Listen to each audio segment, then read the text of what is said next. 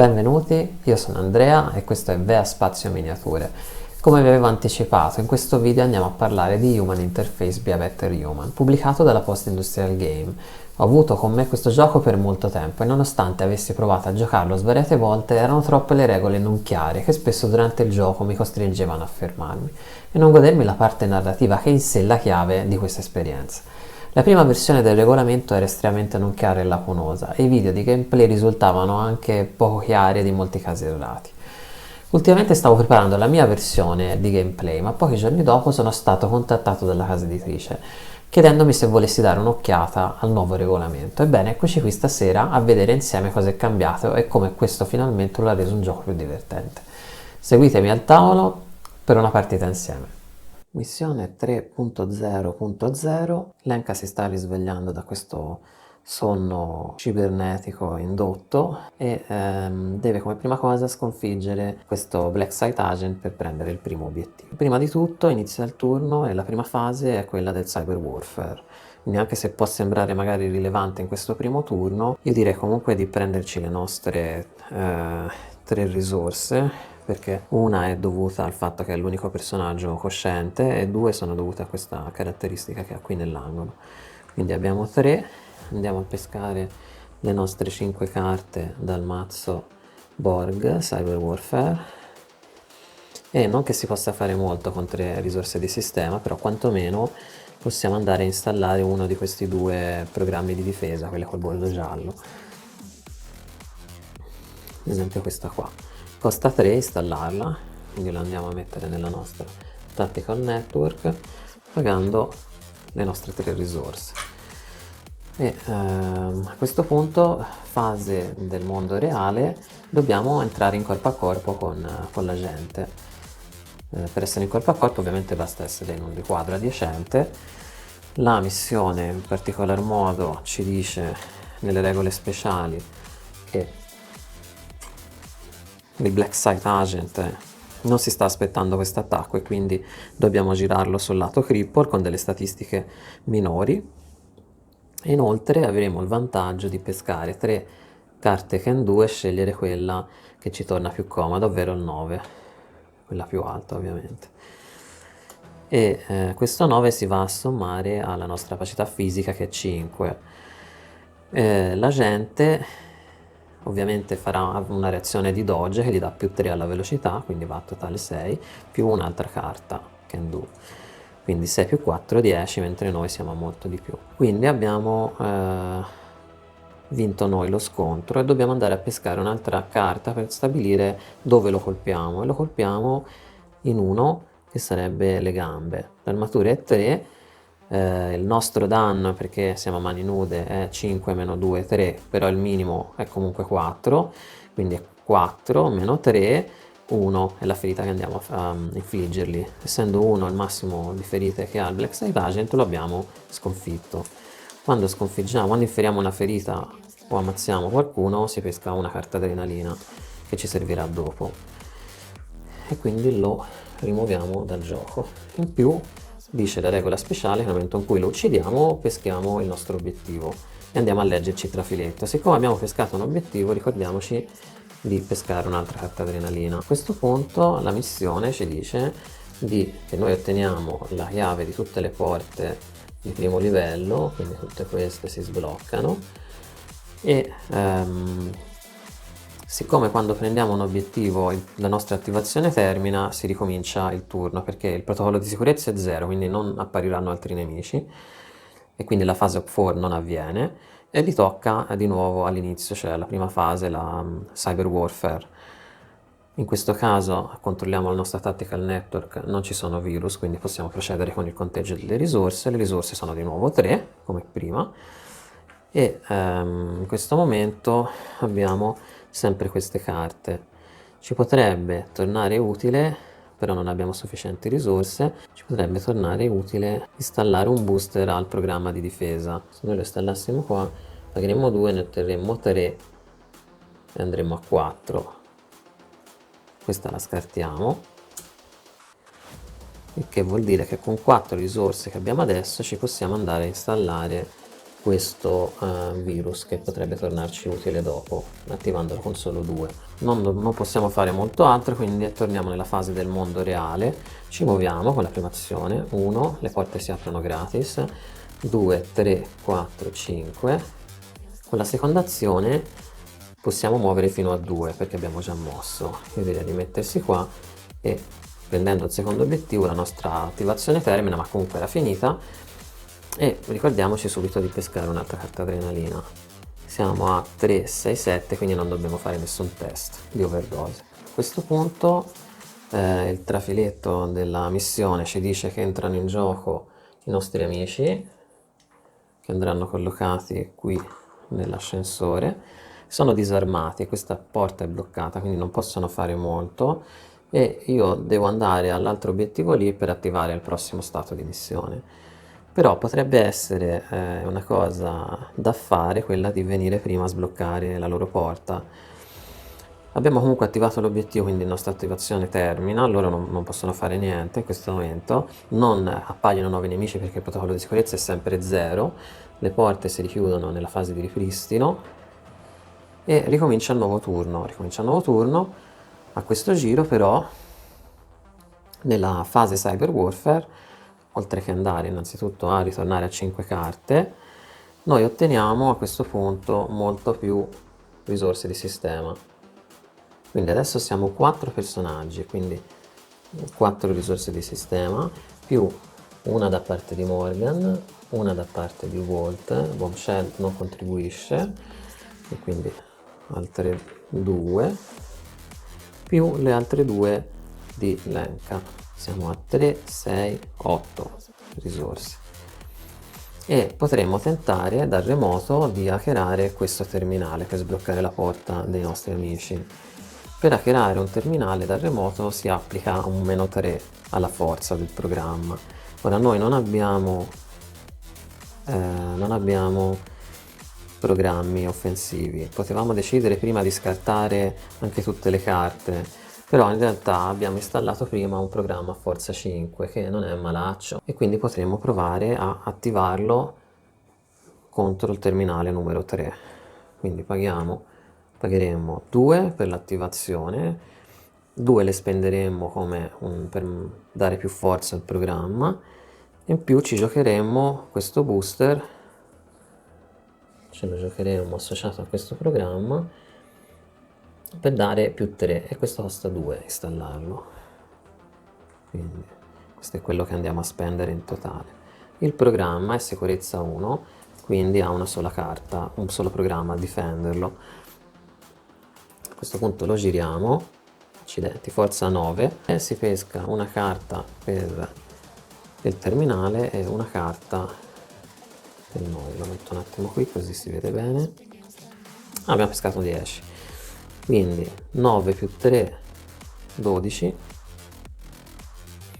e 5 più 3, questi qui li andiamo a annullare perché abbiamo un -3, quindi 15, più 2 che avevamo pagato di risorse di sistema, quindi abbiamo preso possesso del terminale. Questa si scarta, queste si rimettono qua, e adesso stiamo controllando il terminale numero 3, e possiamo come prima cosa decidere di sbloccare la porta e aprirla. A questo punto inizia la fase del mondo reale e muoviamo prima loro. Bombshell muove di 5, 1, 2, 3, 4, 5, 1, 2. Bolt muove di 5, 1, 2, 3, 4, 5, 1, 2. Anzi qui. Morgan muove di 4, 1, 2, 3, 4, 1, 2. Lenka muove di 5, quindi 1, 2 per la porta, 3, 4, 5. Prende l'obiettivo, il che significa che non potrà usare la seconda azione, però che allo stesso tempo pesca una carta adrenalina. A questo punto ha superato 8 totale e quindi deve fare un test sulla sua capacità fisica, deve riuscire a ottenere meno di 5 per superarlo. Non lo supera, però posso decidere di trattarlo come un risultato di 3 e prendere delle risorse di sistema che però in questo momento non ci servono, quindi lo passa. Quindi abbiamo preso l'obiettivo, la nostra attivazione termina, abbiamo attivato tutte, e la missione ci dice che compaiono in gioco 3 sciapo, uno per ogni entry point, e il livello di sicurezza va a 2, quindi dovranno sempre esserci almeno 2 sciapo in gioco. Adesso però per l'appunto, siccome il gioco riparte normalmente, è la fase degli Op 4 e ci sono 3 sciapo che devono attivare. La missione ci dice che abbiamo 2 opzioni a questo punto: o hackerare questo terminale per poi andare a hackerare quel terminale là e scoprire cosa sta succedendo nella corporazione, oppure scappare verso l'ascensore senza scoprirne i dettagli. Quindi intanto vediamo come si comporta questo sciapo. Siccome è in contatto di basetta, diciamo, corpo a corpo con Ubolt, proverà a combattere, però lui ha un'arma pesante, heavy weapon, e non la può usare in corpo a corpo, quindi è come se combattesse a mani nude. Ubolt decide di fare un dodge, quindi avrà più 3 alla sua velocità, che vuol dire che 5 più 3 8 più 8 16, mentre lui 5 e 4 9, quindi non gli fa niente, e l'attivazione di quello sciapo termina. Quest'altro ora non lo abbiamo rappresentato, però è come se questa stanza avesse 3 token allarme per via della loro presenza, più 2 per l'azione di corpo a corpo appena successa. Qui ci sarebbe soltanto un token, per essere precisi penso che ce ne sarebbe altri 2 perché abbiamo hackerato il terminale prima mentre eravamo qua, che vuol dire che palesemente questo sciapo, anche senza segnarlo, sarebbe dovuto andare verso questa stanza. Quindi 1 2 3 4 e 5, questa porta si apre e adesso sarebbe già in corpo a corpo con Ubolt di nuovo. Ubolt ha già attivato, ha già fatto una reazione, quindi non può usare il dodge di nuovo, può solo usare una reazione istintiva che non gli dà bonus particolari, e quindi peschiamo per lo sciapo. 5 e 5 10, lei ha 5 di velocità più 5 10, quindi non succede niente perché è un pareggio, il difensore vince il pareggio, quindi anche lui ha attivato, manca lui che fa la stessa cosa. 1 2 3, in realtà avrebbe più senso che si fermasse qui. In teoria, ad esempio, Bombshell potrebbe, se avesse un'arma, fare anche un fast attack, però sono tutti a mani nude, quindi lui si ferma a questa posizione per lui vantaggiosa e spara con la seconda azione a Bombshell. Quindi si pesca per lo sciapo, un 2, 5, 2, 7, Bombshell potrebbe fare anche dodge, 5 più 3, 8, più 4, supera tranquillamente e quindi non viene colpita. A questo punto termina anche la fase degli Op 4. Nella fase di ripristino si vanno a togliere tutti i vari segnalini sul tabellone e in più si dovrebbero chiudere le porte, questa qui, che questa e questa, ci sono personaggi nel mezzo e non si deve chiudere. Avrei dovuto anche dire questa stanza attack 1 e noi siamo in possesso del terminale 3 che è in questa stanza adiacente, quindi in teoria avremmo dovuto avere anche un +1 su questa azione di fuoco, però l'abbiamo comunque superata, quindi non è un problema. Ok, inizia un nuovo turno, non abbiamo virus nella nostra tactical network, possiamo scartare quante carte ci pare ed io direi di scartarle tutte e 4 queste che ho, perché sono programmi difensivi e noi vogliamo cercare programmi offensivi come questo, carte rosse.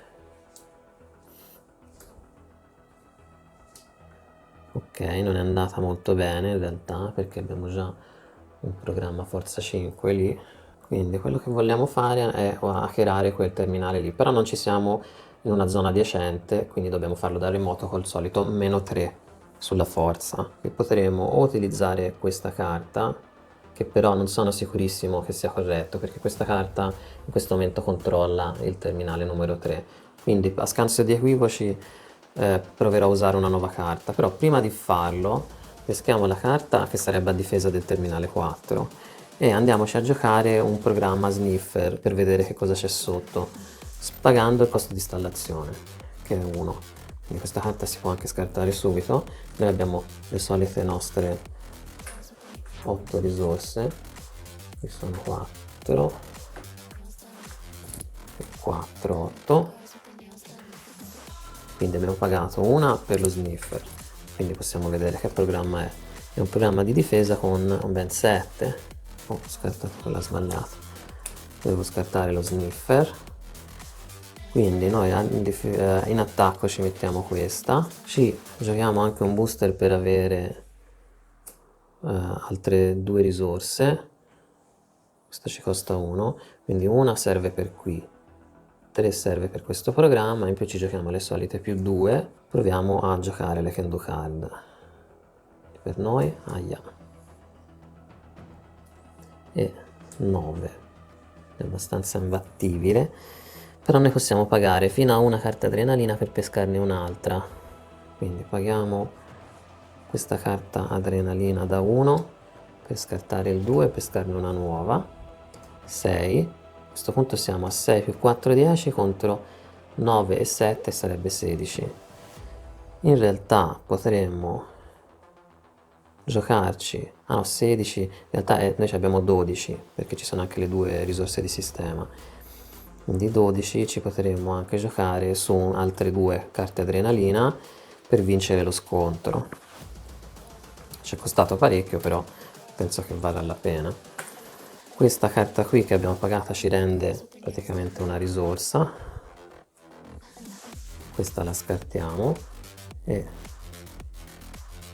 questa la scartiamo, in pratica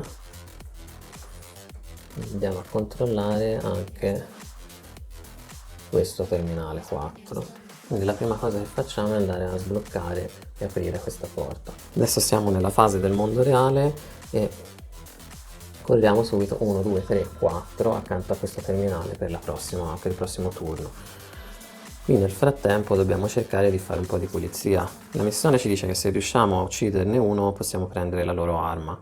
Ah, e ho dimenticato di dire che in realtà Lenka riacquisiva i suoi equipaggiamenti, quindi avremmo avuto 2 risorse in più, non che sarebbe cambiato molto in questo momento. Quindi proviamo subito con Ubolt a fare un corpo a corpo contro questo Shapu. Quindi lo Shapu farà dodge, quindi a 5 più 3 8 più 6 14, noi abbiamo 6 più 2, potevamo pagare una carta adrenalina ma non lo abbiamo, quindi ci dobbiamo accontentare. L'attacco è fallito, quindi l'attivazione per Ubolt termina, quindi lo Shapu ha reagito. Adesso con Bombshell proviamo a attaccare lo stesso Shapu e abbiamo 6 più 5, mentre lui ha già fatto il dodge, quindi rimane a 5 di velocità più 8 e quindi non ce la facciamo lo stesso, e qui andiamo a 11 e qui andiamo a 13, quindi niente, termina di nuovo anche per Bombshell attivazione. Non ci rimane che provare anche con Morgan, quindi Morgan a 6 più 10, questo potrebbe farcela, 5 più 7, abbiamo vinto noi. In più, quando otteniamo 10, è una ferita automatica, che è sufficiente per uccidere lo Shapu, quindi questo viene rimosso dal gioco. Abbiamo attivato tutti, adesso c'è la fase degli Op4, quindi attiviamo tanto lui contro Ubolt.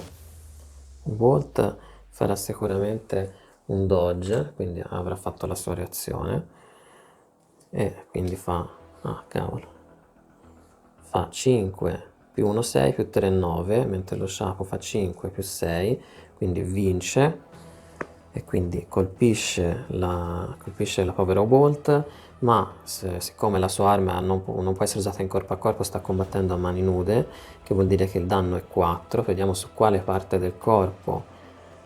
3 è praticamente le gambe, che lei ha armatura 5, quindi 4 meno 5 non passa l'armatura, per fortuna, rischiato, e termina la sua attivazione. Quest'altro Shapu spara di nuovo a Bombshell.